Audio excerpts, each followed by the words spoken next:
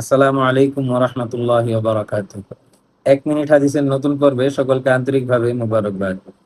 আজকে যে বিষয়টি নিয়ে আলোচনা করব সেটি হলো একই নামাজে একই সূরা বারবার পড়া এর বিধান কি? এ বিষয়ে মুসলিম শরীফের ৮১৩ নম্বর একটি হাদিস রয়েছে যেটি হযরত আয়েশা রাদিয়াল্লাহু তাআলা আনহা থেকে বর্ণিত।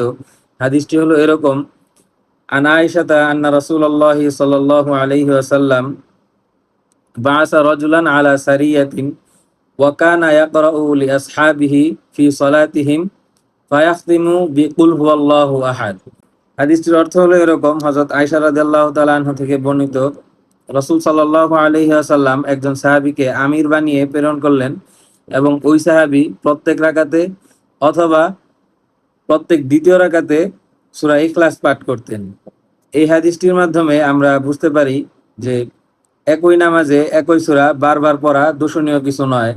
তবে কেউ যদি ফরজ নামাজে একই সূরা ইচ্ছাকৃতভাবে বারবার পড়ে, অর্থাৎ প্রথম রাকাতে একটি সূরা পড়লো, দ্বিতীয় রাকাতে ইচ্ছাকৃতভাবে ওই সূরাটি যদি পড়ে, তাহলে ইচ্ছাকৃত করলে এটি অনুত্তম কাজ, তবে এর দ্বারা সাহু সিজদা কখনোই ওয়াজিব হবে না।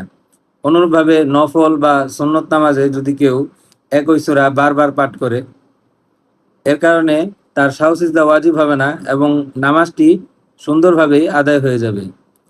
এছাড়াও আবু দাউদ শরীফের ৮১৬ নম্বর একটি হাদিস রয়েছে, যে হাদিসে এরকম বর্ণিত রয়েছে যে রাসূল সাল্লাল্লাহু আলাইহি ওয়াসাল্লাম একই নামাজে সূরা জিলজাল একাধিকবার পাঠ করলেন। অতঃপর ওই হাদিসের রাবী অর্থাৎ বর্ণনাকারী বলেন যে, আমি জানি না রাসূল সাল্লাল্লাহু আলাইহি ওয়াসাল্লাম এটি ইচ্ছাকৃত করেছেন নাকি ভুলে করেছেন। তো যাই হোক, এই দুটি হাদিসের মাধ্যমে আমরা বুঝতে পারলাম যে একই নামাজে একই সূরা বারবার পাঠ করা এটি দোষণীয় কিছু নয়, তবে ইচ্ছাকৃতভাবে এটি পরিহার করা উচিত ফরজ নামাজের ক্ষেত্রে। তবে সুন্নত বা নফলের ক্ষেত্রে এটি কোনো সমস্যা নয়।